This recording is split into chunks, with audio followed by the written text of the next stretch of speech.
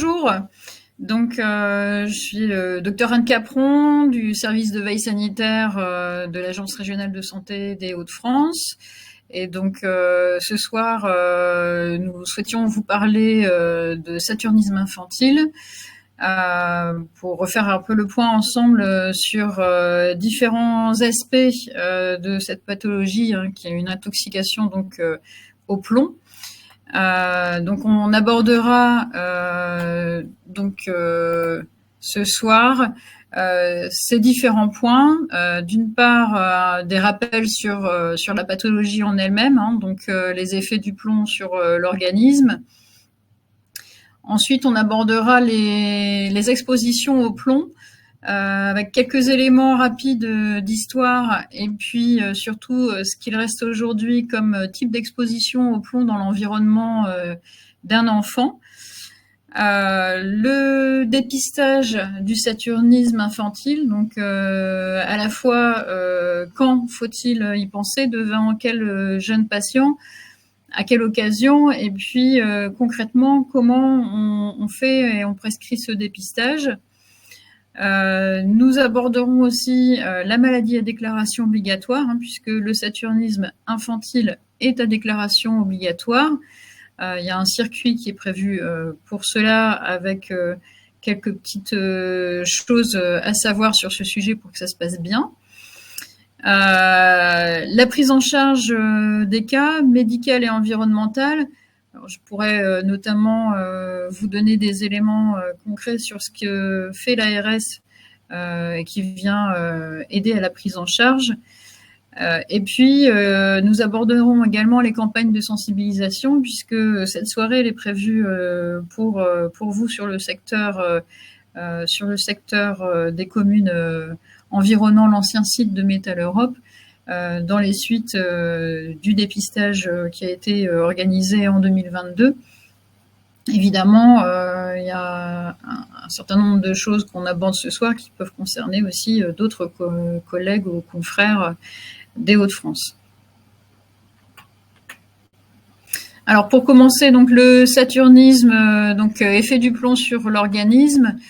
Donc effectivement, le saturnisme, c'est une intoxication par le plomb, qui est un métal qui est réputé être toxique sans seuil, c'est-à-dire que il n'y a pas de taux en dessous duquel on peut considérer que le plomb n'est pas toxique pour l'organisme.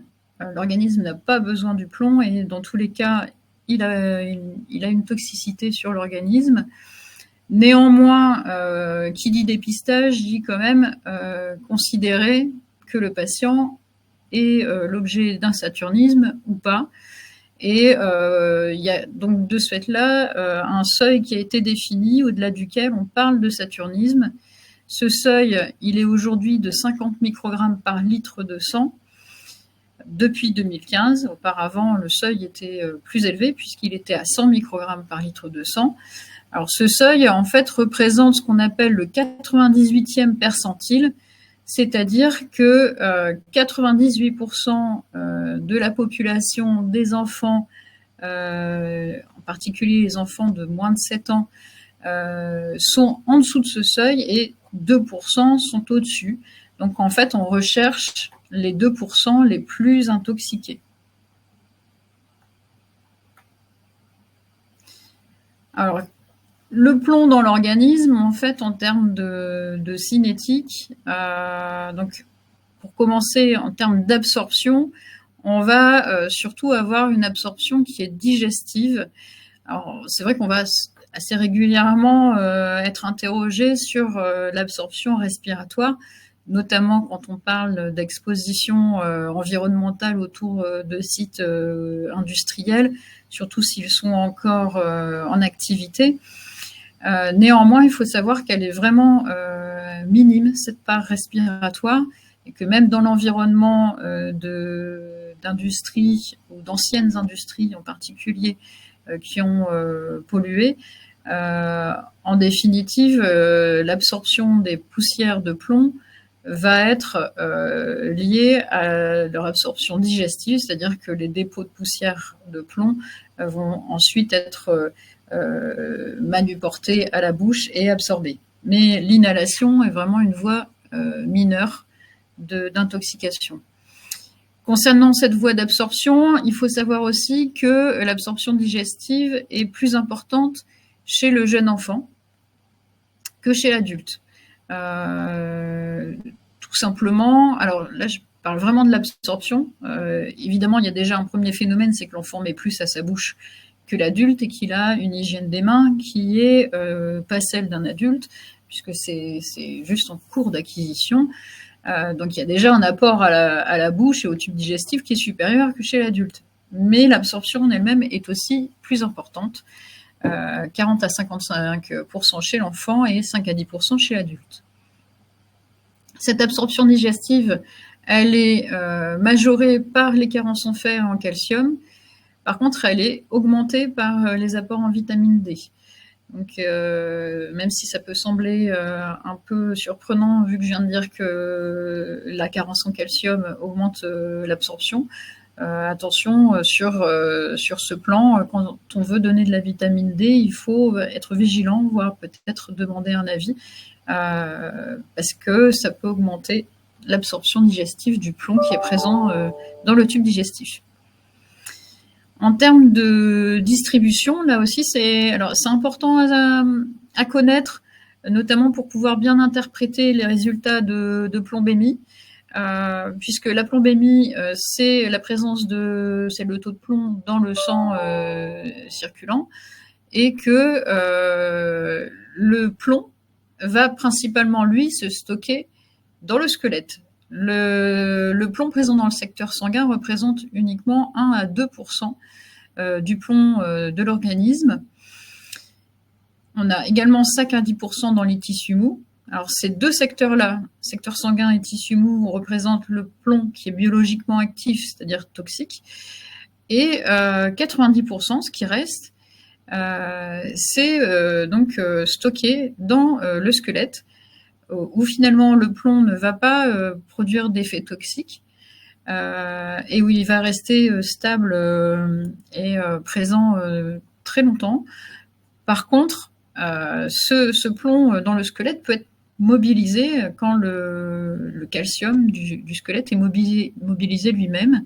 Ça va être le cas pendant la grossesse, ça va être le cas pendant l'allaitement, ça va être le cas aussi en cas de déminéralisation étendue, il y a une corticothérapie, une ostéoporose, une tumeur.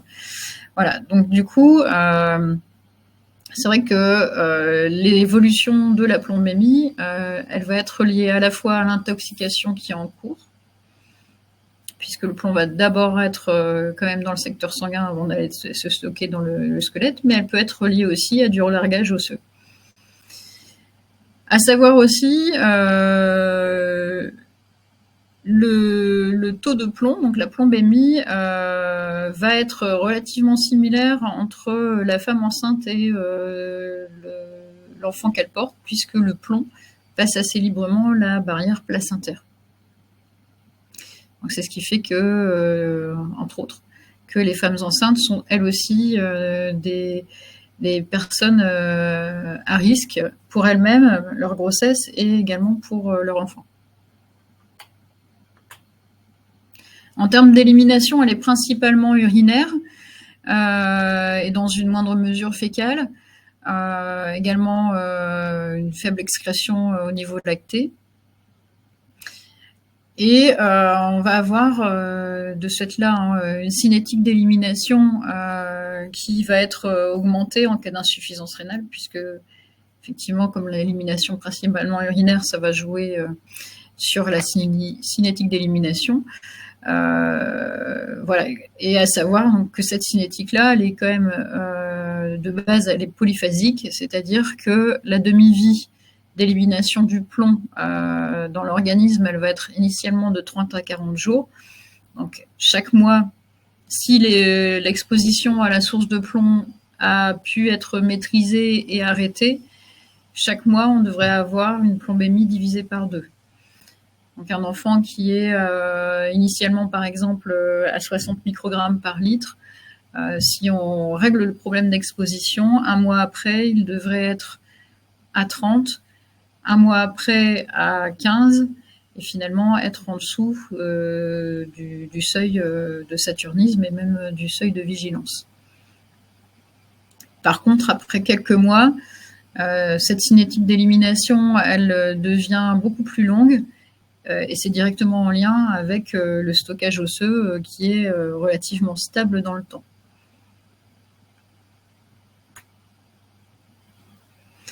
Alors, les effets du plomb sur l'organisme, on va les retrouver, alors ils vont être différents, mais néanmoins on va en retrouver dans toutes les classes d'âge. Et donc, comme je l'ai dit tout à l'heure, le plomb est un toxique sans seuil, donc on va potentiellement pouvoir observer des effets, même pour des faibles niveaux. Par contre, chaque individu a sa propre sensibilité, et donc même si dans les études on identifie des effets du plomb comme étant un toxique sans seuil, parmi les patients que vous êtes potentiellement amenés à suivre, vous pouvez suivre un enfant pour lequel vous ne voyez pas nécessairement cliniquement d'effets patents. Ce qu'on peut s'attendre en tout cas à trouver chez des enfants de moins de 7 ans, qui sont la principale population à risque, sont des effets cognitifs, notamment avec des effets sur les apprentissages, des effets sur le comportement, des troubles attentionnels, de l'agitation, des troubles du sommeil. On peut avoir un effet sur l'acuité auditive et sur le développement saturo-pondéral. Chez des enfants de plus de 6 ans et chez les adolescents, on va retrouver ces effets sur le comportement, donc les troubles de l'attention avec effet sur les apprentissages, des troubles du sommeil, une certaine agitation. Et on va aussi pouvoir identifier des troubles sur la maturation sexuelle et sur la fonction rénale. Chez les adultes, on retrouve ces effets sur la fonction rénale et des effets également sur la pression artérielle, avec une augmentation de risque d'hypertension et d'altération de la fonction rénale. Donc je dis bien augmentation de risque, c'est-à-dire qu'on ne va pas avoir systématiquement ces effets, ou en tout cas ils ne vont pas forcément aller jusqu'à permettre d'identifier une hypertension artérielle ou une insuffisance rénale, mais néanmoins on va estimer qu'il y a une augmentation de risque que ce soit le cas. Chez la femme enceinte, donc là, il y a un effet aussi d'hypertension artérielle gravidique cette fois-ci, et puis des effets sur le développement fœtal.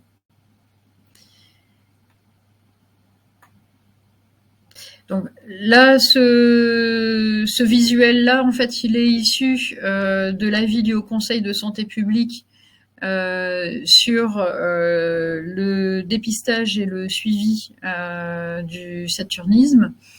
Donc c'est un document qu'on vous fera parvenir a posteriori de la réunion. Ce qu'on voit, donc c'est ce que je viens d'expliquer, c'est que donc ce sont les effets que je viens de donner. Pourquoi je fais un focus sur ces dosages-là de plombémie, donc moins de 50 à 100 et 100 à 200, c'est parce que, voilà, d'expérience, puisque nous, on reçoit les déclarations obligatoires de saturnisme de l'ensemble de la région, ce sont les types de taux qu'on va retrouver pour des enfants qui sont exposés de façon chronique via par exemple les peintures au plomb dans l'habitation ou sur de la présence de plomb dans leur environnement direct, y compris sur des pollutions de sol. On va rester dans ces gammes-là de plombémie. Ça va être vraiment extrêmement rare qu'on aille au-dessus de 200, 250, Dans ces cas-là, on est vraiment plus dans l'exposition déjà relativement aiguë sur des choses beaucoup plus triviales, comme par exemple, on a pu avoir il y a quelques années une personne rentrée de voyage en Asie avec des pilules qu'elle pensait être de la phytothérapie bénéfique pour elle et qui contenaient essentiellement des métaux lourds. Ça peut être aussi le cas d'exposition professionnelle, donc plus aiguë. Après, on peut voir par contre parfois des taux quand même à 200-250 sur des personnes qui ont des troubles alimentaires comme la pica ou la géophagie. Donc des personnes qui vont de ce fait-là s'exposer beaucoup plus que les autres à l'absorption de toxiques puisqu'elles vont consommer des choses qui ne sont pas initialement des aliments prévus à cet effet-là, quoi. Vous pourrez consulter ce tableau si besoin dans l'instruction, dans l'avis du Haut Conseil de santé publique. Alors les expositions au plomb, il y a quelques diapositives que j'ai mis plutôt à titre d'information pour que vous sachiez qu'il y a des supports qui existent qui peuvent éventuellement vous intéresser si vous voulez aller plus loin. Et sur lesquels je ne vais pas forcément beaucoup m'étendre, c'est le cas de celle-ci.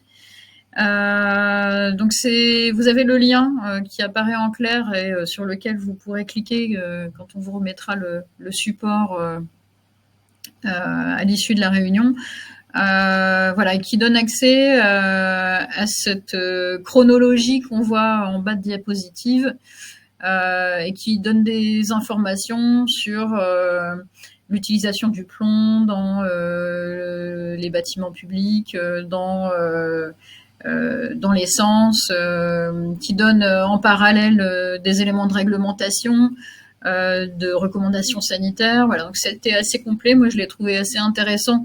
Maintenant, c'est vrai que c'est un sujet que je suis habituellement, mais voilà, si ça peut intéresser quelqu'un, en tout cas, vous y aurez accès. Alors, globalement, du coup, là, c'est pareil. Je ne vais pas tout détailler parce que c'est relativement long, mais ce qu'il faut savoir, c'est que le plomb, il a été utilisé effectivement principalement dans l'habitat, dans l'industrie et dans l'essence. Et que pour ces trois domaines-là, il y a des choses qui ont été mises en place secondairement, quand on s'est rendu compte qu'il y avait un impact sur la santé humaine, il y a des éléments de réglementation qui sont venus encadrer tout ça. Alors, au niveau de l'habitat, on va surtout parler des peintures au plomb qui ont été utilisées à partir du début du 19e siècle. On peut aussi parler de tout ce qui est balcon en plomb laminé, par exemple, dans les bâtiments haussmanniens. Donc, là où il y en a, j'imagine, voilà, en région parisienne, ils sont peut-être un peu plus concernés que sur notre territoire. On va avoir aussi tout ce qui est tuyaux de plomb, tuyauterie, plomberie en plomb.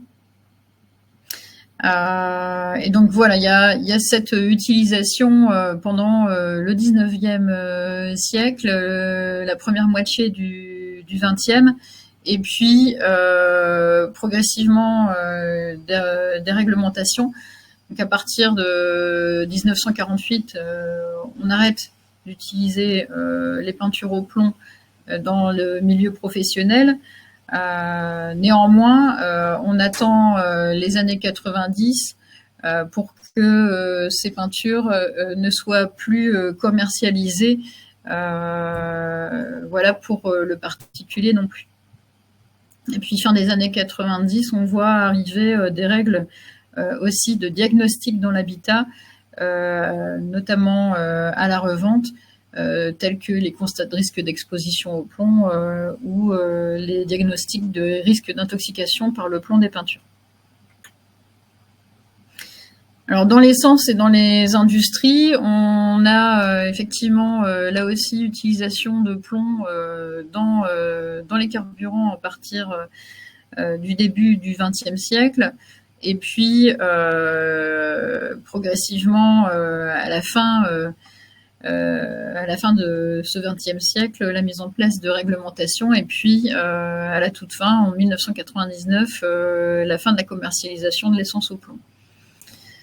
Dans le secteur industriel, on va avoir là encore une réglementation qui arrive à la fin des années 90, avec un encadrement des émissions de toute nature des installations classées, donc les ICPE. Donc, on va venir réglementer toutes les émissions, dont notamment les émissions de plomb. Donc, ce petit graphique pour illustrer en fait l'impact des réglementations qui ont été mises en œuvre, avec, on le voit bien, une diminution des émissions dans l'air de plomb, qui commence à être bien visible à partir des années 90 jusque dans les années 2000, et bien sûr au-delà, mais on voit bien maintenant qu'on est quand même plutôt sur un plat bas, voilà, grâce à toutes ces mesures. Et puis ici, pour illustrer le fait que des études ont permis de montrer une corrélation entre le taux de plombémie et la présence du plomb dans les carburants. Voilà, avec, on le voit effectivement, une diminution de la plombémie moyenne à mesure qu'on diminue aussi l'utilisation du plomb dans l'essence. Alors, et aujourd'hui, aujourd'hui, en fait, il reste les traces de ces usages. Et puis, il y en a d'autres aussi qui sont peut-être un peu moins connus, qui sont illustrés là et qu'on va retrouver dans ce petit visuel, voilà, des principales sources d'exposition au plomb. Donc par ingestion ou inhalation, même si je vous ai dit tout à l'heure que l'ingestion est de loin supérieure à l'inhalation.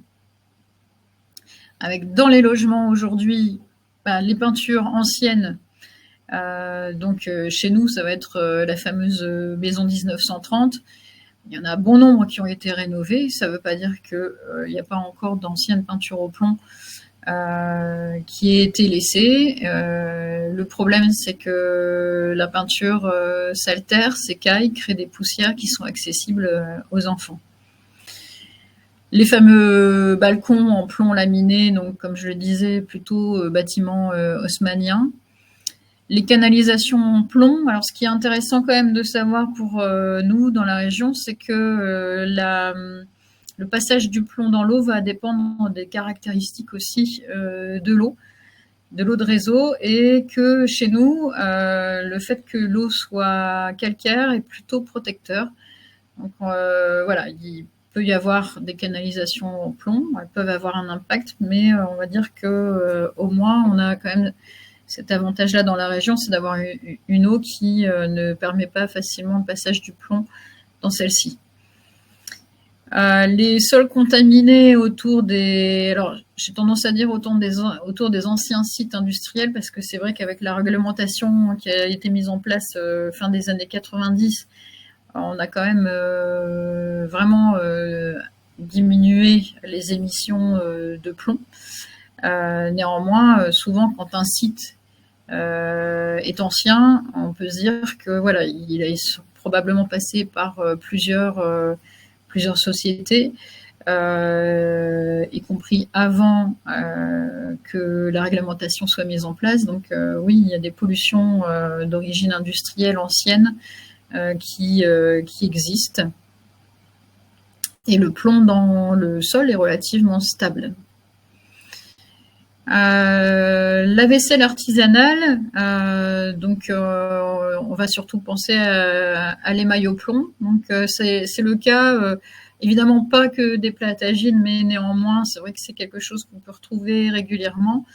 Donc voilà, un joli plat qui a été ramené d'un pays du Maghreb et qui est peut-être moins réglementé que par chez nous. Voilà, ça peut être une source de plomb, que ce soit parce qu'on cuisine dedans ou parce qu'il sert de plat de présentation.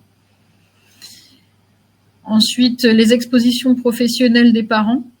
Alors, ces expositions-là, elles sont suivies par la médecine du travail. Néanmoins, ce qui peut se passer, c'est que les parents peuvent ramener les vêtements du travail porteurs de poussière de plomb et que celles-ci se déposent au domicile et soient accessibles après aux jeunes enfants qui traînent avec leurs jouets un petit peu en contact du sol et mettent tout ça à la bouche. Les cosmétiques traditionnels, donc là de la même façon, des cosmétiques qui arrivent de l'étranger, qui sont pas forcément élaborés dans les mêmes conditions et avec la même réglementation qu'en France. Donc on parle notamment du col. Et les loisirs à risque, donc tout ce qui est tir au plomb, les plombs de chasse et de pêche, la réalisation de vitraux ou d'émaux à titre de loisir. Les figurines au plomb, on a du mal à le retirer maintenant. C'est quand même moins fréquent aussi qu'il y a quelques années. Mais voilà, donc globalement, ce qui reste comme type d'exposition dans l'environnement de nos enfants. Alors sur le suivi sanitaire, je vais aller très vite. Je vais simplement redire qu'à partir de 91, on a la mise en place de la déclaration obligatoire du saturnisme infantile. Le saturnisme des majeurs n'est pas à déclaration obligatoire et que le seuil à l'époque est fixé à 100 microgrammes par litre, seuil abaissé, comme je l'ai dit tout à l'heure, en 2015 à 50 microgrammes par litre de sang. Ce qu'on peut rajouter quand même, que je n'ai pas écrit, que je n'ai pas dit tout à l'heure, c'est qu'en plus de ce seuil d'alerte à 50 microgrammes qui définit le saturnisme, on a aussi un seuil de vigilance qui commence à 25 microgrammes de plomb par litre de sang. Et donc entre 25 et 50, on n'est pas face à un cas de saturnisme, mais on peut estimer qu'il y a une source de plomb régulière ou pérenne dans l'environnement de l'enfant qui l'expose. Et donc il y a une vigilance. Alors, j'expliquerai tout à l'heure quel est le suivi dans cette situation-là. Il y a une vigilance à avoir parce que cet enfant-là étant exposé, il peut devenir saturnin dans l'avenir, quoi. Alors, quand prescrire la plombémie de dépistage? Alors déjà, cette plombémie, quelques rappels, donc c'est le taux de plomb sur le sang total. Donc, comme je l'ai dit tout à l'heure, c'est un reflet de l'équilibre entre le plomb qui rentre dans l'organisme quand l'exposition au plomb est toujours en cours, et le relargage osseux du plomb qui est stocké là potentiellement depuis plus longtemps. Les résultats sont en microgrammes par litre en général. Maintenant, alors la plupart du temps, c'est vraiment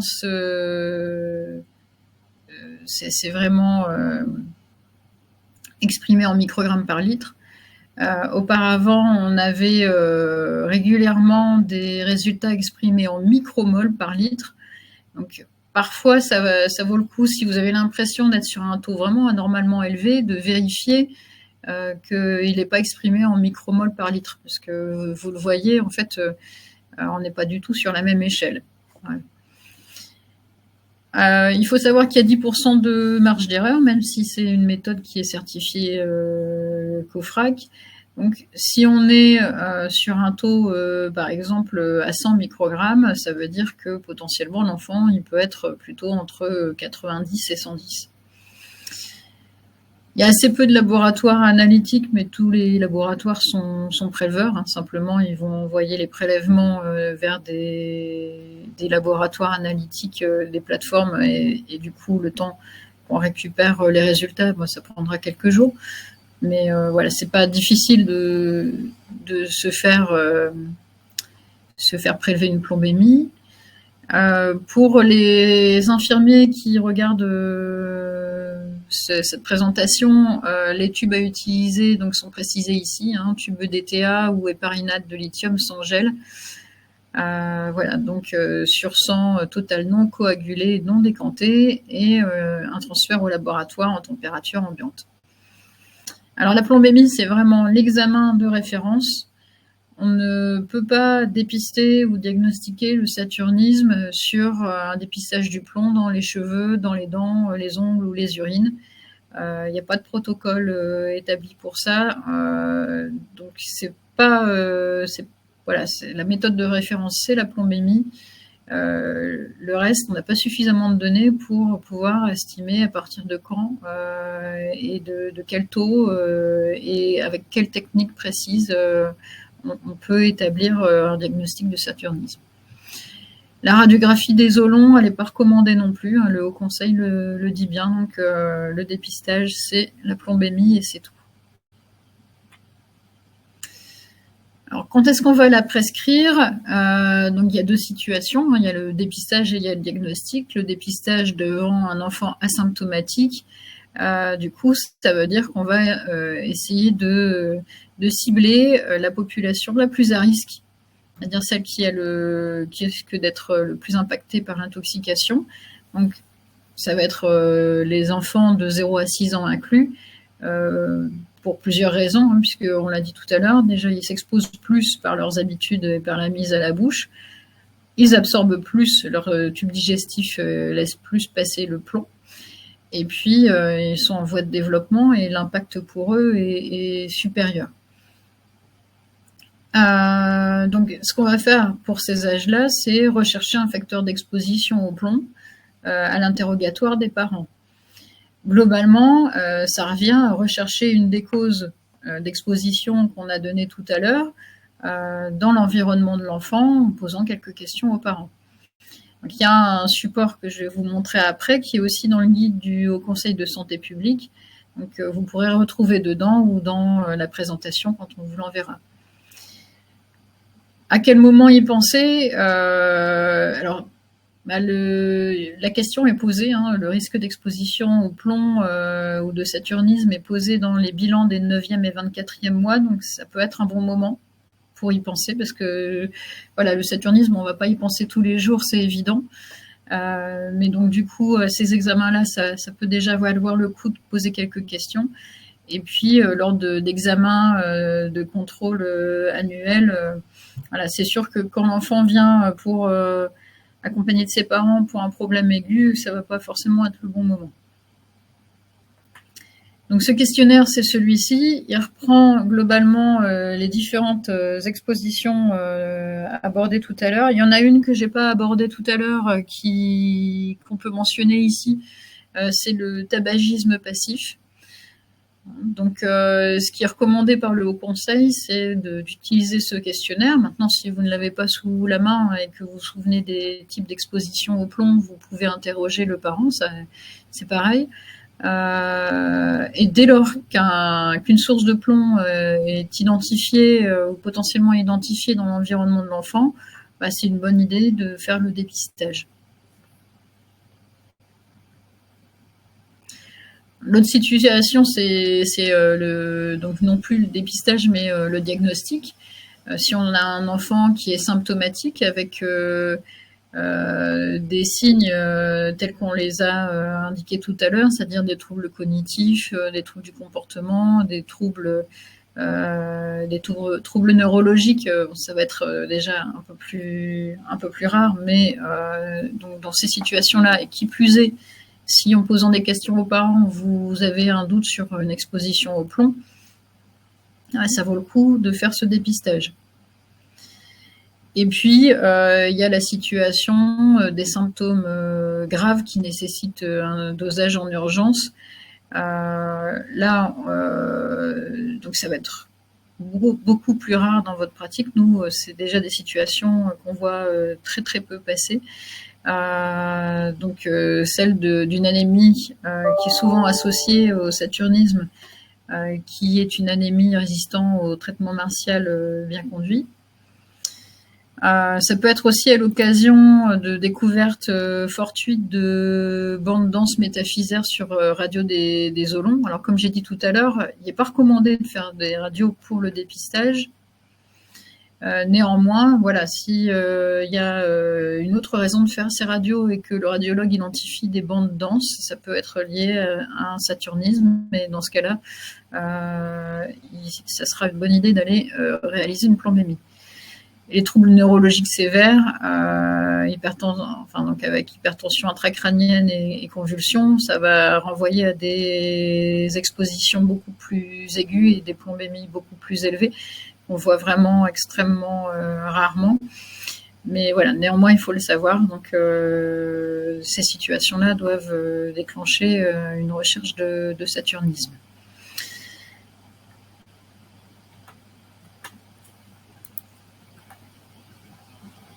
Alors, juste avant de parler de l'adulte, je vais quand même juste préciser quelque chose, c'est que effectivement, donc comme je l'ai dit, si je reviens un tout petit peu en arrière, à partir d'un facteur d'exposition pour un enfant de moins de 6 ans ou moins, il est licite de prescrire une plombémie.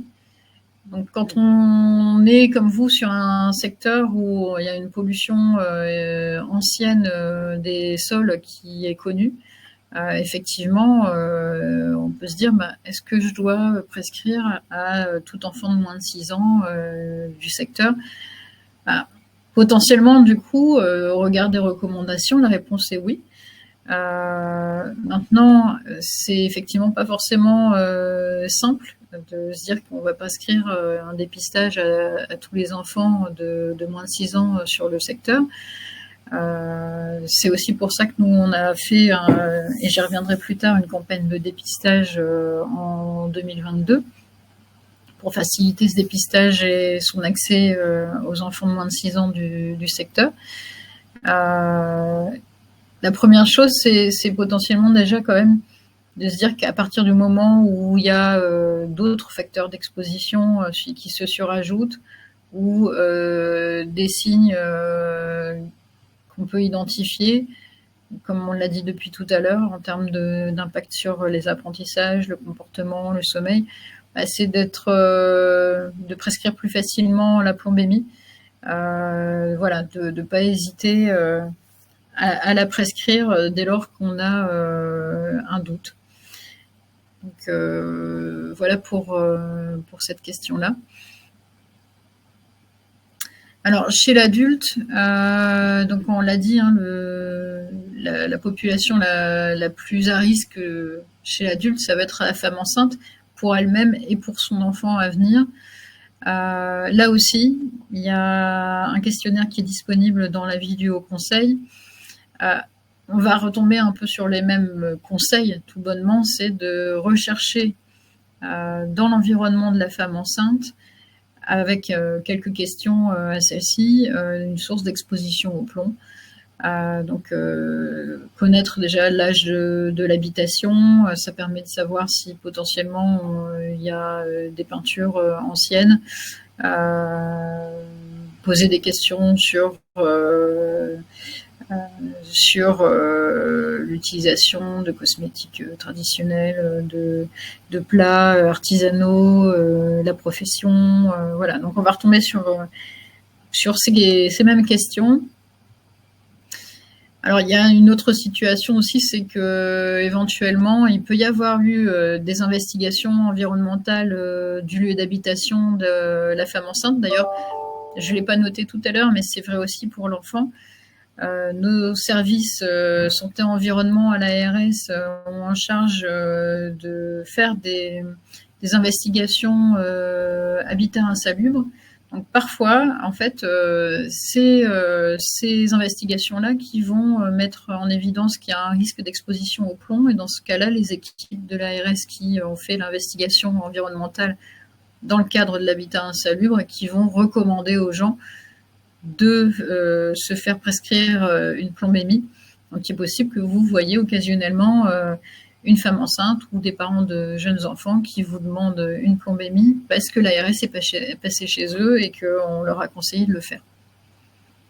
Pour les autres adultes, donc plus de 18 ans et pas enceintes, il n'y a pas de recommandation vraiment de dépistage.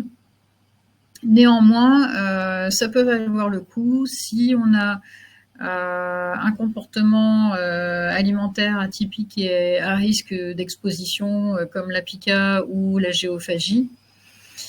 Ça peut valoir le coup aussi si on a des signes qui peuvent y faire penser, même si c'est pas du tout spécifique. Mais voilà, l'hypertension artérielle ou l'insuffisance rénale chronique. Par contre, on peut se heurter à des difficultés d'interprétation. Est-ce que le résultat de la plombémie est le reflet d'une exposition en cours ou potentiellement d'une exposition passée avec du relargage? Voilà, c'est peut-être un peu plus difficile à interpréter chez l'adulte que chez le jeune enfant. Donc voilà le questionnaire de repérage des expositions au plomb chez les femmes enceintes. Donc je ne vais pas le détailler, vous savez qu'il existe. Vous pouvez y recourir et aller le récupérer dans l'avis du Haut Conseil de santé publique.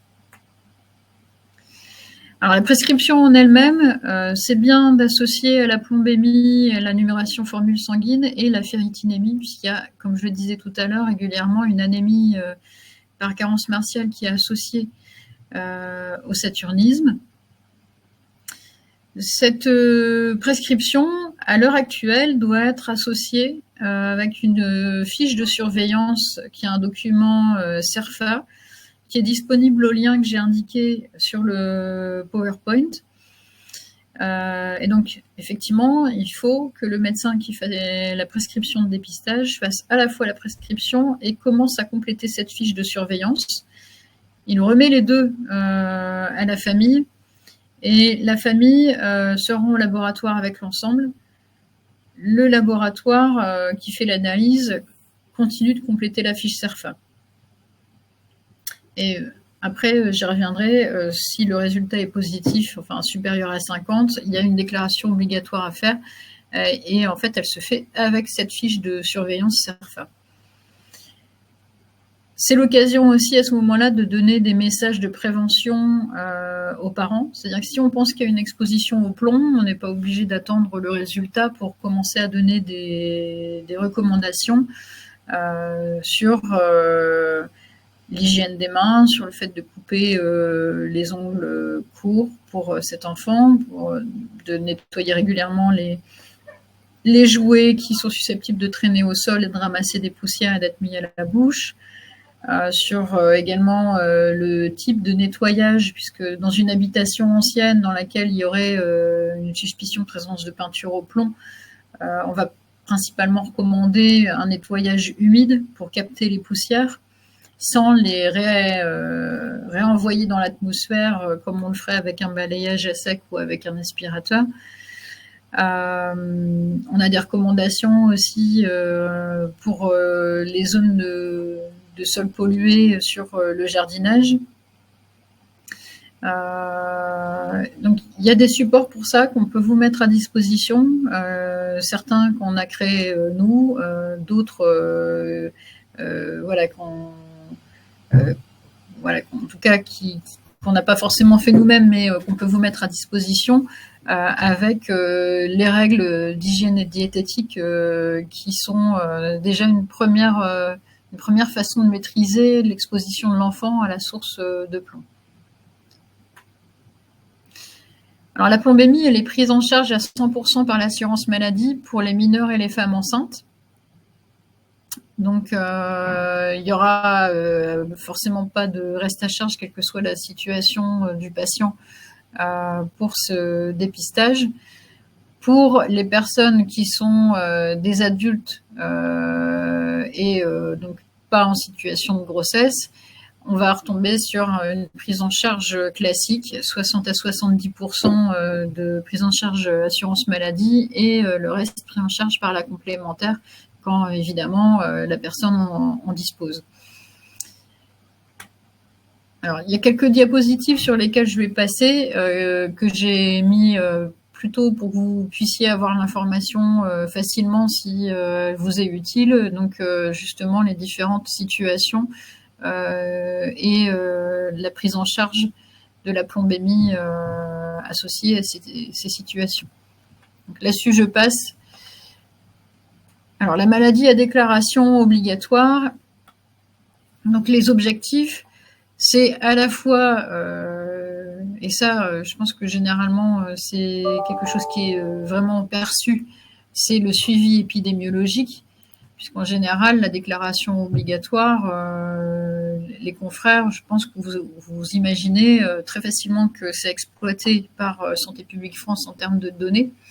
Par contre, ce qui est moins su, et c'est vrai aussi pour les autres pathologies, c'est qu'à l'ARS, donc le service de veille sanitaire, va avoir des actions d'investigation et de recommandations pour la prise en charge. Donc, effectivement, dans le cas de figure du saturnisme, c'est qu'à l'ARS, il va y avoir déclenchement d'une investigation environnementale qui est portée aussi, et principalement d'ailleurs, par nos collègues du service santé-environnement, et que je vais vous détailler un peu plus loin.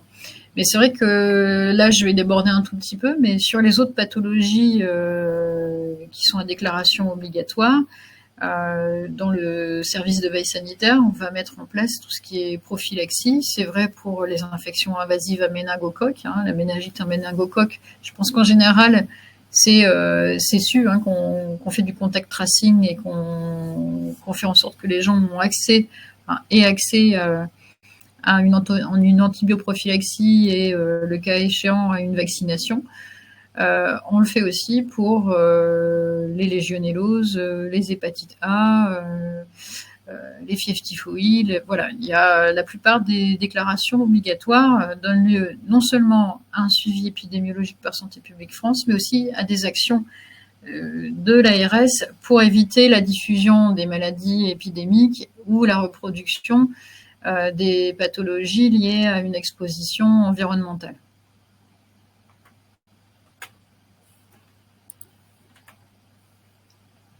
Donc le circuit de la maladie, de la maladie à déclaration obligatoire, on va dire en tout cas du support de déclaration, c'est celui-là. Aujourd'hui, en tout cas, c'est celui-là.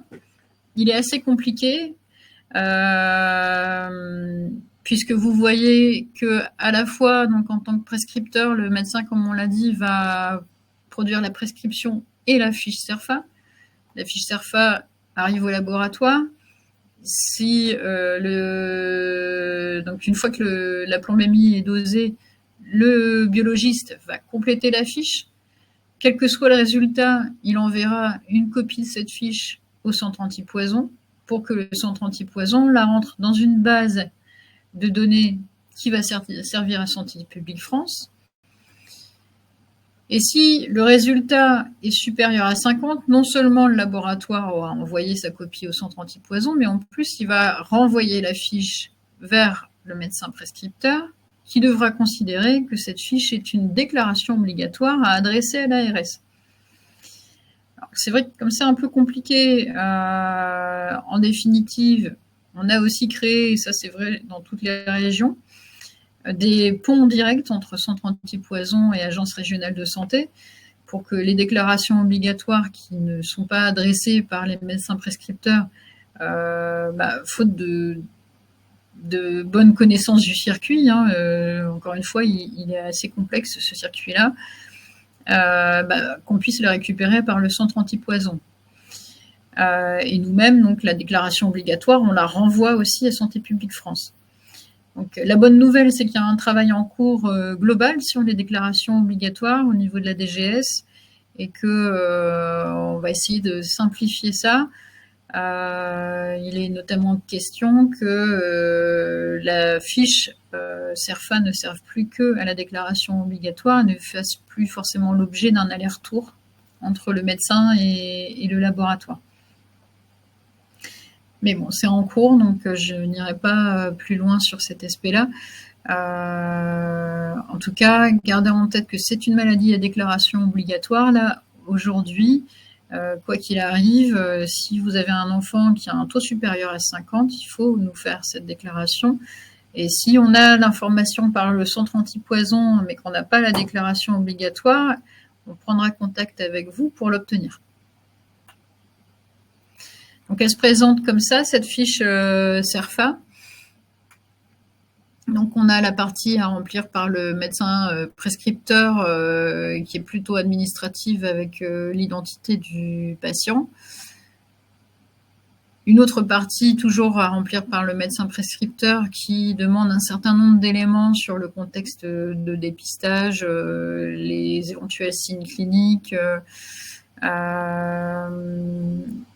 le suivi, les traitements éventuels.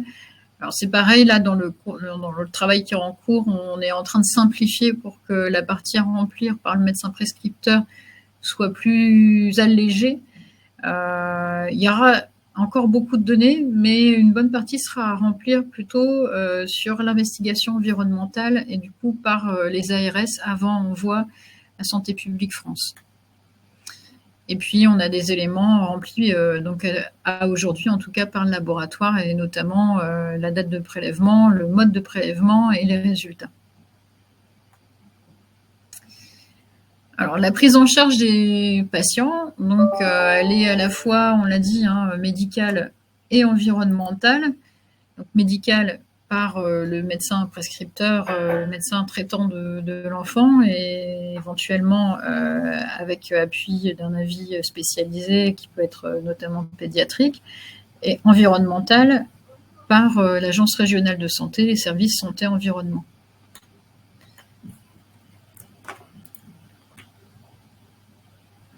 Alors, cette prise en charge, forcément, elle va être basée sur les résultats de la plombémie de dépistage. Donc, je l'ai dit tout à l'heure, en définitive, on a deux seuils. On a le seuil de plombémie supérieur à 50 microgrammes par litre qui définit le saturnisme.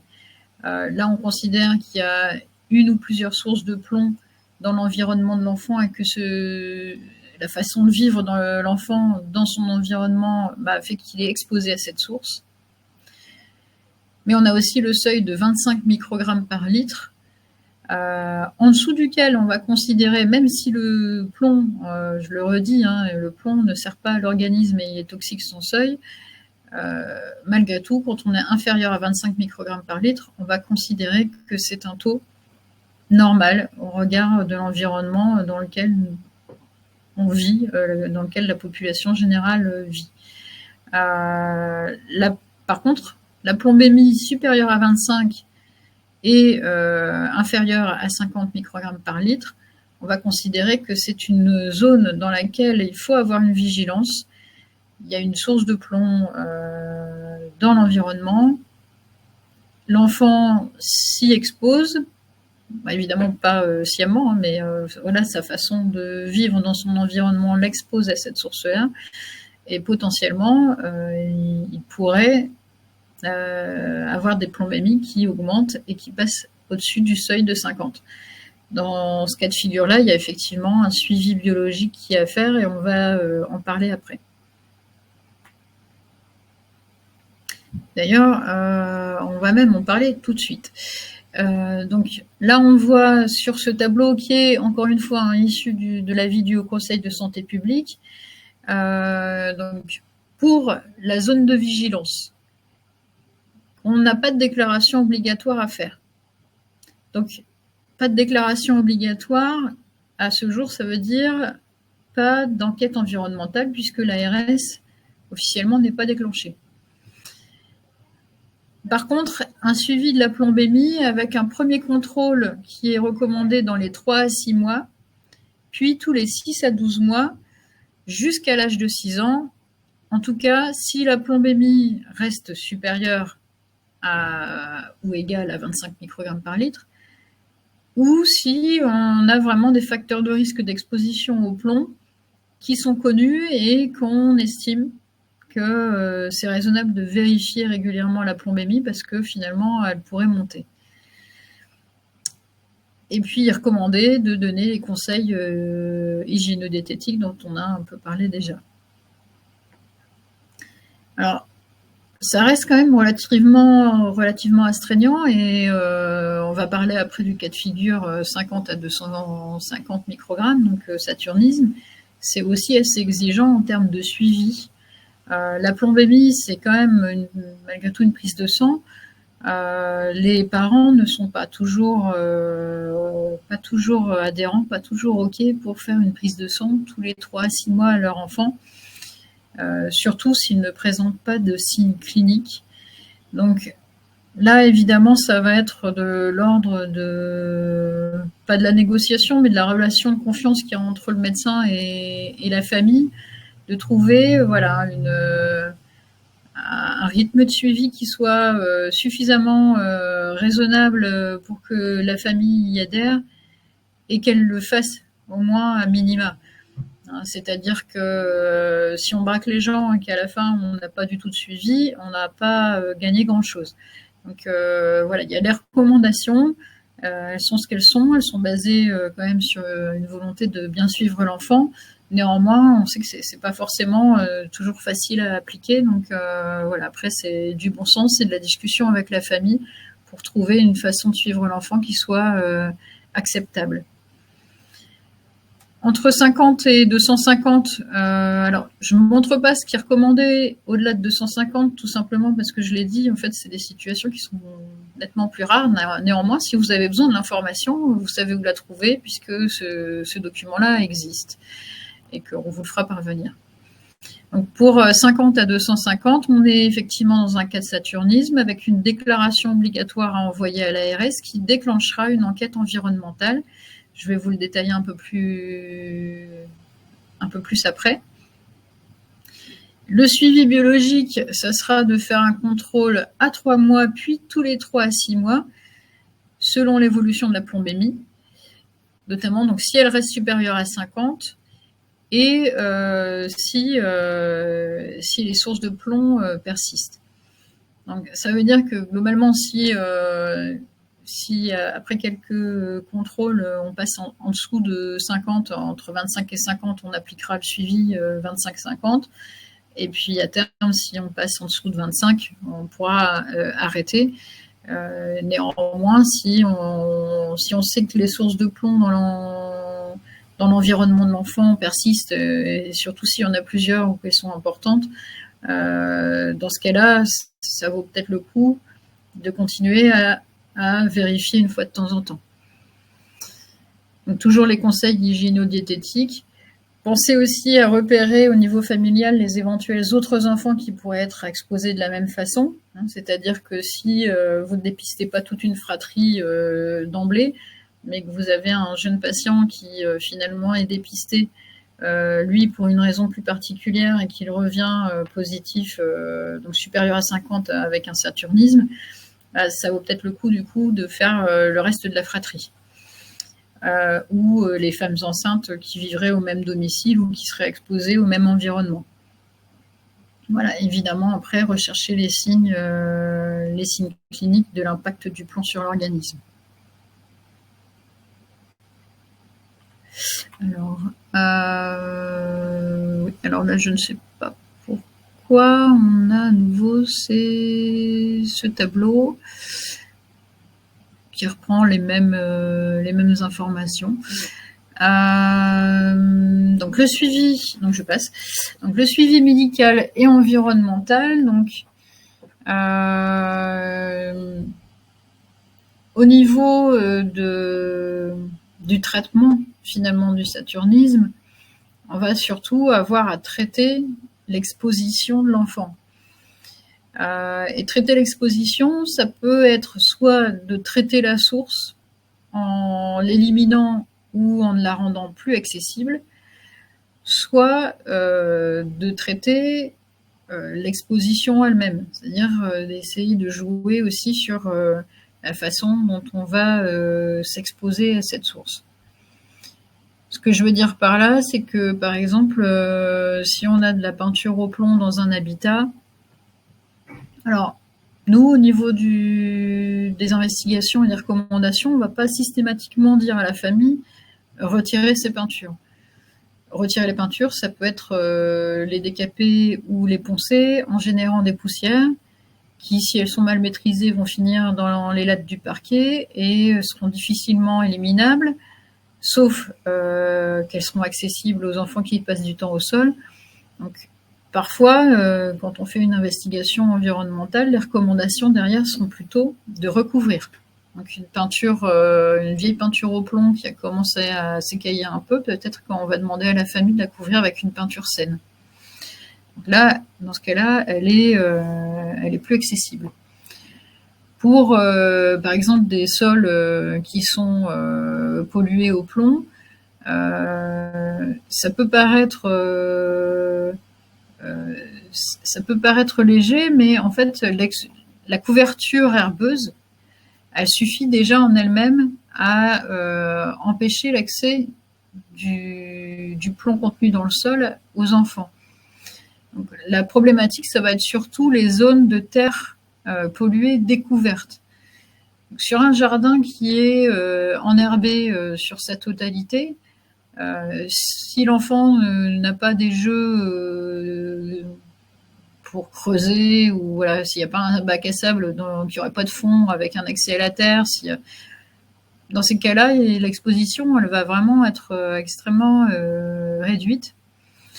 Par contre, on a quand même souvent dans un jardin des zones de terre accessibles parce qu'il y a des plantations d'ornement, parce que plein de raisons diverses et variées, mais donc c'est ces zones-là qui vont être problématiques. Donc dans ces cas-là, s'il n'y a pas une dépollution qui est envisageable ou envisagée, on va potentiellement surtout donner des conseils de couverture des zones de terre à nu, ou d'empêcher leur accès en mettant des petites barrières. Voilà. Après, ça va être aussi évidemment des règles de bon sens en termes d'hygiène des mains. Les traitements spécifiques du saturnisme, en fait, il n'y en a pas beaucoup. Il y a la chélation. Elle est réservée aux cas d'intoxication sévère, qui sont assez peu rencontrés de nos jours. Et quand je dis sévère, je pense à 300, 350, 400 microgrammes par litre de plomb. Et dans ce cas-là, elle se fait en milieu hospitalier. Et ça va vraiment être rarement prescrit, puisque c'est rarement ce qu'on observe comme type de taux. Le repérage et la prise en charge des troubles psychomoteurs, des troubles du comportement, ça va être un repérage qui est réalisé par le médecin traitant. Maintenant, en termes de prise en charge, potentiellement, il faudra demander un avis pédiatrique ou neuropédiatrique. Dans la région, on a le CRDTA, le Centre régional des troubles de l'attention, qui se situe à Lille, qui est une ressource quand même déjà relativement rare aussi, faut bien le dire. C'est une filière qui est assez demandée. Néanmoins, sur une situation d'un enfant qui a un saturnisme et qui présenterait cliniquement des signes avec des impacts troubles de l'apprentissage ou du comportement, on peut leur demander de voir l'enfant. Néanmoins, il faut un courrier du médecin traitant qui stipule bien les observations réalisées avec ces troubles présents. En termes de traitement, connexe, on va avoir la prise en charge de la carence martiale associée. L'apport calcique et vitaminique D, en général, on va surtout demander aux parents, c'est pas toujours facile pour autant, mais d'avoir pour leur enfant une alimentation équilibrée qui suffise à faire en sorte que les apports soient corrects. Pour la vitamine D, de toute façon, je vous l'ai dit tout à l'heure, il faut être vigilant parce qu'elle augmente l'absorption digestive du plomb. Donc, quand on a un enfant qui a un saturnisme pour lequel il y aurait besoin d'une supplémentation en vitamine D, normalement, il faut faire une radiographie de l'abdomen au préalable pour voir si effectivement on a des images qui laissent penser qu'il y a du plomb dans le tube digestif, auquel cas il faut éviter parce qu'on risque de faire augmenter la plombémie.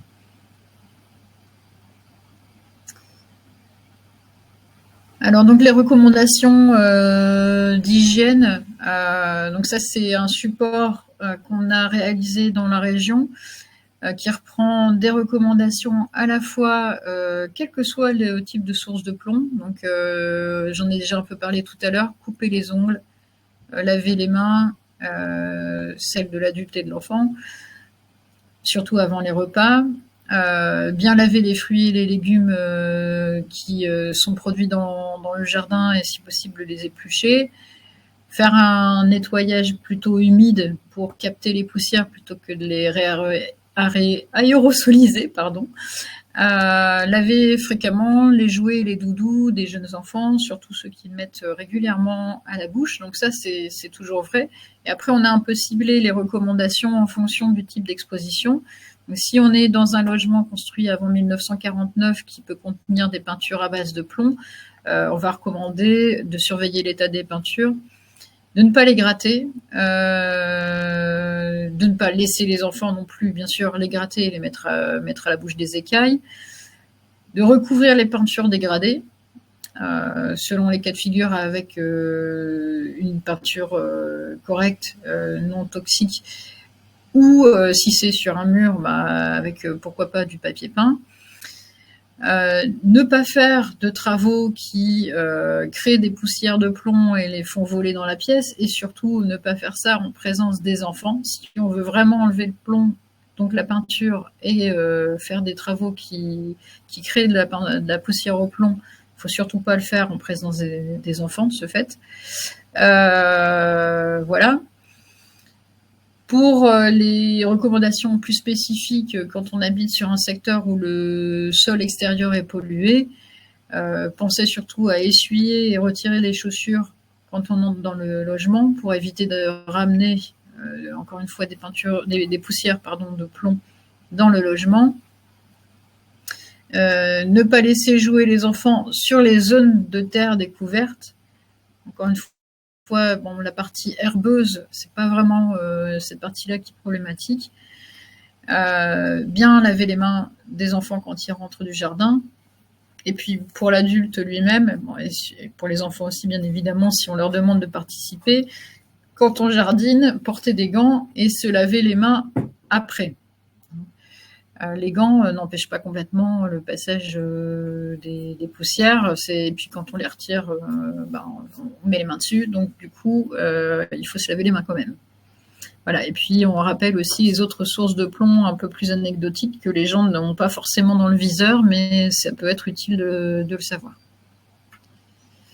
Donc ce document dont je viens de parler, on peut le mettre à disposition aussi. Alors, les complications à rechercher avant l'âge de 12 ans, c'est aussi un tableau issu de la vidéo conseil. On reprend ce que j'ai déjà dit, donc je ne vais pas m'appesantir dessus. Mais voilà, vous pouvez retrouver ces documents-là qui peuvent être vraiment utiles, je pense, quand vous êtes face à un patient qui est concerné. Donc, de retourner voir dans cet avis du Haut Conseil.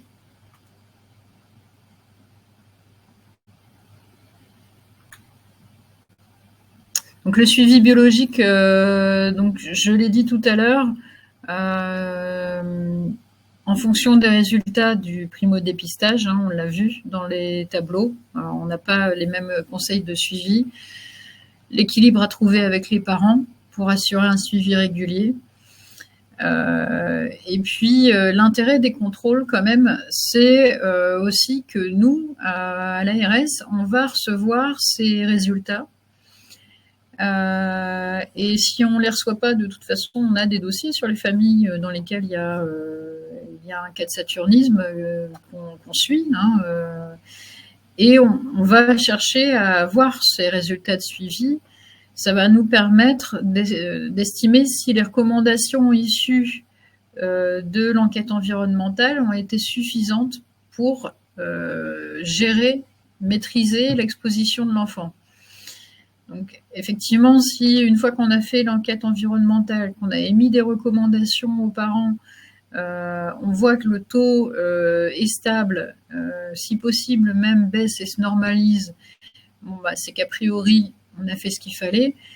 Si par contre, on voit que le taux ne baisse pas, reste vraiment haut ou voire même augmente, Dans ce cas-là, on va potentiellement pouvoir aller un peu plus loin, essayer de pousser plus loin l'interrogatoire ou les investigations environnementales pour trouver la source qu'on n'aurait manifestement pas identifiée correctement.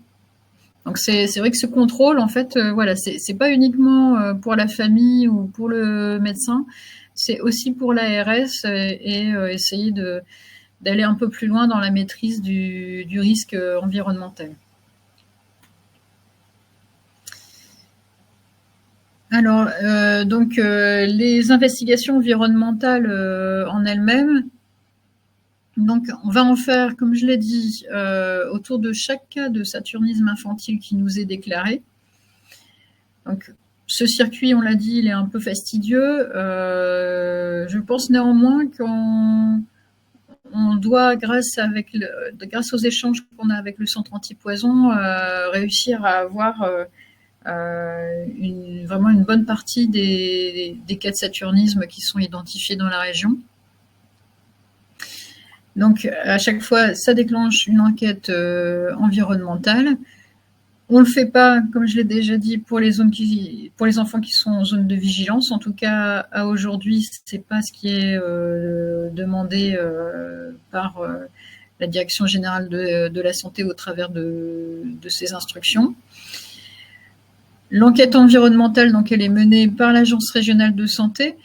Parfois, ça peut être ce qu'on appelle les services communaux d'hygiène et de santé, qui sont un peu comme des services communaux qui se substituent aux services santé-environnement de l'ARS. Ça existe dans quelques communes, mais bon, dans l'immense majorité des cas, c'est quand même l'ARS qui fait. Et donc, elle va chercher à identifier les différentes sources d'exposition au plomb de l'enfant qui a un saturnisme. C'est-à-dire que donc pour chaque cas de saturnisme, dans un premier temps, il va y avoir un contact téléphonique, généralement d'une infirmière de veille sanitaire, auprès des parents, pour déjà échanger sur le saturnisme, éventuellement répondre à des questions, discuter du suivi à mettre en place avec le médecin traitant, donner les recommandations hygiéno-diététiques, donc ce que je vous ai montré tout à l'heure, et ce qu'on a dit qui était très utile de donner comme information aux parents dès la prescription et encore plus au résultat, si l'enfant il est en zone de vigilance ou en saturnisme. Nous, quand on va appeler les familles, on va aussi les redonner ces conseils d'hygiène. Et puis on va interroger les familles sur les possibles sources d'exposition au plomb de l'enfant dans son environnement, c'est-à-dire dans l'habitation, mais aussi si tout de suite on nous dit bah non, l'habitation elle est récente, il n'y a rien, on va forcément tout de suite poser aussi des questions sur les autres milieux habituels de l'enfant, par exemple la nounou, l'école. Parfois l'enfant est gardé par un proche de la famille. Voilà, donc on va essayer de pousser pour trouver la source d'exposition au plomb. Après ça, on va le service de veille sanitaire, envoyer ces informations à nos collègues de santé environnement, et eux vont prendre rendez-vous avec la famille pour aller voir sur place, notamment si c'est un problème qui est lié à l'habitation ou à une habitation, qui pourrait ne pas être celle de la famille, mais celle d'une assistante maternelle ou autre. Voilà. Mais en tout cas, eux feront une investigation sur le terrain à la recherche des sources de plomb. Pour ça, ils disposent en fait de petits bâtonnets réactifs qui permettent au contact et par colorimétrie d'identifier la présence de plomb sur des surfaces, que ce soit en pointant ce bâtonnet sur une peinture dégradée, sur une plaque de métal ou un balcon, ou même sur justement ces fameux plats en céramique. Donc ils utilisent cette méthode-là, qui est une méthode du coup qualitative. Et puis s'il y a effectivement une source qui est identifiée, on pourra derrière commander un diagnostic plus précis et quantitatif cette fois à un prestataire.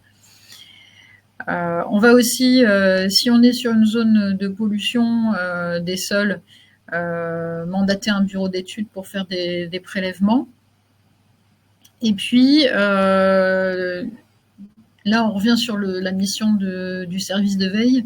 Nous, on va envoyer des courriers d'information et de relance sur la nécessité de refaire le taux de plombémie, de redoser la plombémie à échéance, donc généralement tous les 3 mois, et puis évidemment après on espace s'il n'y a plus besoin d'être aussi fréquent.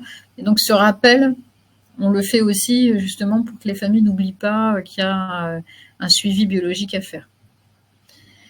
Pour les enfants qui sont plutôt sur des dosages entre 25 et 50, cette fois, on ne va pas faire toute cette investigation, mais on va quand même envoyer, par contre, des courriers d'information sur le suivi à mettre en place et les recommandations hygiéno-diététiques. Et ça, on va l'adresser aux familles et aux médecins traitants. Alors ça, c'est l'image justement du bâtonnet réactif que les collègues utilisent au domicile des gens. Donc sur l'enquête environnementale, voilà, j'ai terminé. Voilà, l'idée c'était quand même de pouvoir vous dire en tout cas globalement ce qu'on fait nous derrière la déclaration obligatoire, et que vous sachiez que c'est effectivement pas que épidémiologique et qu'il y a ce suivi aussi biologique de notre côté qui va nous permettre de savoir si nos actions finalement elles ont eu leur effet ou s'il faut qu'on aille plus loin. Alors, pour les campagnes de sensibilisation au dépistage, je voulais quand même vous faire un petit retour sur les résultats de la campagne de 2022 et aussi vous donner quelques éléments sur ce qu'on a fait ensuite. Alors, la campagne de 2022, en fait, elle s'inscrivait quand même dans un contexte d'inquiétude et un contexte médiatique qui était lié. Sur du coup l'impact de la pollution historique et connue des sols liés à cette ancienne industrie de Métal Europe qui a généré de la pollution des sols. Et donc ce qu'on a constaté nous, c'est que déjà, comme on suit les déclarations obligatoires, on avait bien identifié qu'on n'en avait pas sur le secteur. Évidemment, on s'est quand même posé la question, est-ce qu'on n'en a pas parce qu'il n'y en a pas? Est-ce qu'il n'y en a pas parce qu'il n'y a pas de dépistage? Et en fait, on s'est rendu compte quand même que dans le système national de suivi des plombémies de l'enfant, donc ce que j'ai mis sous l'acronyme SNSPE, qui est la base en fait de suivi des plombémies de l'enfant de Santé publique France. Dans cette base, il n'y avait pas ou très très peu de dépistage sur les 10 dernières années. Donc, on n'avait pas de saturnisme parce qu'on ne cherchait pas le saturnisme. Alors, il y avait eu dans les années 90 et jusqu'à 2012, il y avait eu des campagnes actives de dépistage du saturnisme. Mais le conseil scientifique qui suivait l'ancien site a décidé en 2012 qu'au regard des taux de plombémie constatés, qui avaient nettement baissé derrière la fermeture de l'usine, qu'il n'y avait plus de nécessité de reproduire des campagnes actives et que le dépistage tel qu'il était recommandé pour tous devrait permettre de faire le suivi des enfants sur le secteur. Alors, donc, comme on a vu qu'effectivement il y avait eu très peu de dépistage, on a décidé de lancer une campagne en 2022. Elle suit tout à fait les recommandations du Haut Conseil de santé publique qui dit que sur des sols pollués à plus de 300 mg de plomb par kilo de terre sèche, il y a lieu de faire un dépistage organisé du saturnisme infantile parce qu'on est susceptible de retrouver une augmentation des cas sur cette situation-là. Donc, on a fait cette campagne pour à la fois voir avoir une photographie de l'imprégnation au plomb des mineurs sur les 5 communes concernées qui étaient du coup Noyelles-Godault, Courcelles-les-Lances, Hénin-Beaumont, et Vin-Malmaison, Dourges et Le Forêt. Et donc sur ces 5 communes, donc on avait aussi comme objectif de pouvoir détecter des situations individuelles, puisque forcément, si on identifiait des cas de saturnisme ou des enfants en zone de vigilance, ça permettait de faire le suivi pour eux. Et puis éventuellement de pouvoir, au regard de l'analyse épidémiologique des données qu'on aurait par cette campagne, ajuster les mesures de gestion de prévention sur le secteur. Donc c'est une campagne qui a duré de mi-juin à début novembre 2022, qui a consisté à envoyer des bons de dépistage aux familles qui avaient des enfants mineurs et qui étaient affiliés au régime général. On a informé aussi la MSA et la MGEN pour élargir à d'autres bénéficiaires, à d'autres assurés. Mais en tout cas, ceux qui ont reçu un bon, c'était les affiliés au régime général. Ce qui nous a permis de cibler avec ces bons 7752 enfants, parmi lesquels il y a eu 1892 enfants dépistés. Alors, les bons permettaient aux gens d'aller directement au laboratoire en n'ayant pas besoin de se faire prescrire la plombémie par le médecin traitant. Donc c'était vraiment l'idée, c'était de simplifier un peu le parcours pour faire un peu plus adhérer les gens à ce dépistage. En termes de résultats, donc on a eu un taux de participation, donc 1892 enfants sur 7752, ça représentait 24%. Alors on pourrait toujours se dire que 24% c'est peu. Au regard d'autres campagnes du même type, on n'est pas trop mal, mais c'est souvent en fait plutôt entre 15 et 20-25%. Maintenant, c'est sûr que forcément, on a un regard sur un quart à peine des enfants qui étaient ciblés. Parmi ceux qui ont été dépistés, on a identifié 83 enfants qui étaient à plus de 25 microgrammes par litre, dont 8 qui étaient en saturnisme. C'est-à-dire qu'on avait 8 enfants supérieurs à 50 qui avaient donc un saturnisme avec donc derrière déclaration obligatoire, enquête environnementale, telle que je vous l'ai expliqué. Et les 75 autres étaient des enfants en zone de vigilance pour lesquels il y a eu des courriers adressés aux familles et aux médecins pour permettre un suivi, mais pour lesquels il n'y avait pas d'enquête environnementale réalisée. Et donc plus de 95% des plombémies inférieures à 25 microgrammes par litre. Alors, je vais aller directement aux conclusions de Santé publique France. Néanmoins, si vous voulez avoir accès à l'ensemble du bulletin épidémiologique qu'ils ont écrit pour l'analyse de ces données-là, vous trouverez des informations par classe d'âge, par commune, des liens qui sont exploités entre zones d'habitation et de pollution, avec le nombre de cas de saturnisme ou la moyenne de plombémie sur le secteur. Ce type de données-là, vous le trouverez dans ce bulletin épidémiologique qui est public et qui est disponible sur le site de Santé publique France au lien que j'ai mis ici encadré en vert.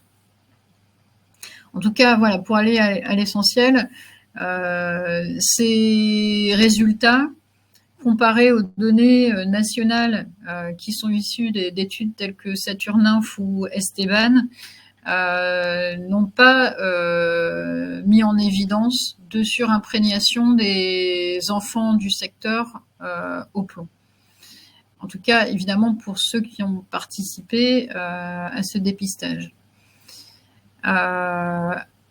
Après, effectivement, les données nationales auxquelles on a comparé les résultats sur le secteur de Métal Europe, donc ces données nationales, elles ont presque 15 ans d'ancienneté. Donc voilà, on peut se demander quand même, étant donné que l'imprégnation globale de la population est plutôt dans des tendances à la baisse, parce qu'on s'éloigne des réglementations qui ont permis de diminuer l'émission de plomb dans l'environnement, c'est peut-être que les données nationales aujourd'hui seraient plus basses et que du coup on se comparerait à des données un peu plus basses. Néanmoins, on n'avait pas identifié d'alerte de surimprégnation sur la campagne 2022.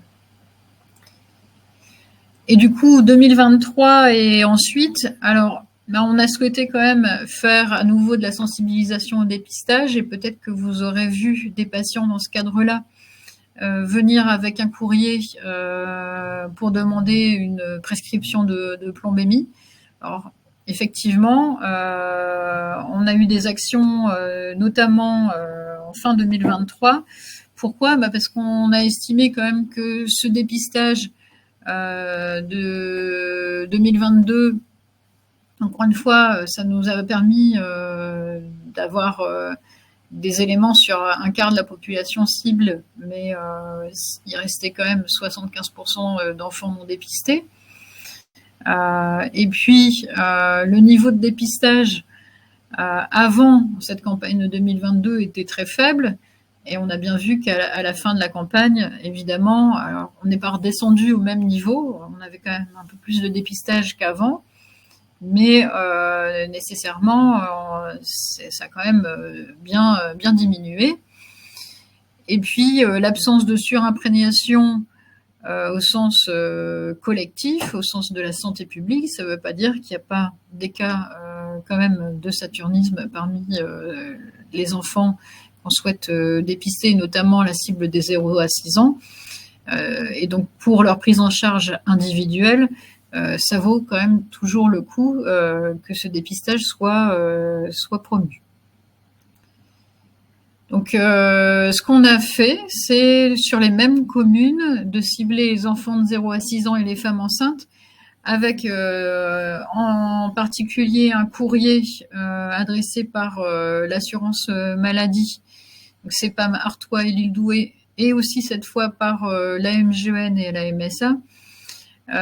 Et donc, plus un bon, mais vraiment un courrier incitant à demander une prescription de plombémie, accompagné du flyer sur les règles hygiéno-diététiques. Donc ça, c'était fait début octobre. On a eu aussi le soutien de l'Éducation nationale pour appuyer à la rentrée des vacances de la Toussaint ce dépistage par le biais du cahier de liaison ou de l'ENT, donc le site d'échange numérique entre l'éducation nationale et les parents d'élèves.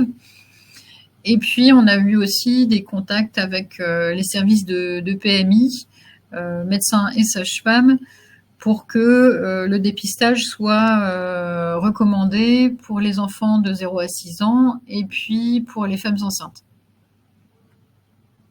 Voilà, donc ça, c'est un exemple de support qu'on a pu utiliser dans cette campagne. Voilà, ici aussi. Donc, ce sont des supports qu'on peut aussi vous adresser. Si vous nous les demandez, on peut vous les envoyer par format dématérialisé. Et puis, évidemment, ce qu'on fera, c'est quand même aussi évaluer cette action, enfin, du moins ces actions, parce qu'on aimerait faire des relances annuelles pour permettre quand même au dépistage de se poursuivre. Maintenant, il faudra qu'on voit effectivement ce qu'il en ressort aussi, en termes à la fois effectivement de participation et puis aussi de résultats d'identification d'enfants qui auraient un saturnisme ou qui seraient en zone de vigilance. On va voir si c'est vraiment intéressant de persister, de réitérer ces informations. Voilà donc ce que je voulais pouvoir vous passer comme information sur cette séance ce soir sur le saturnisme infantile.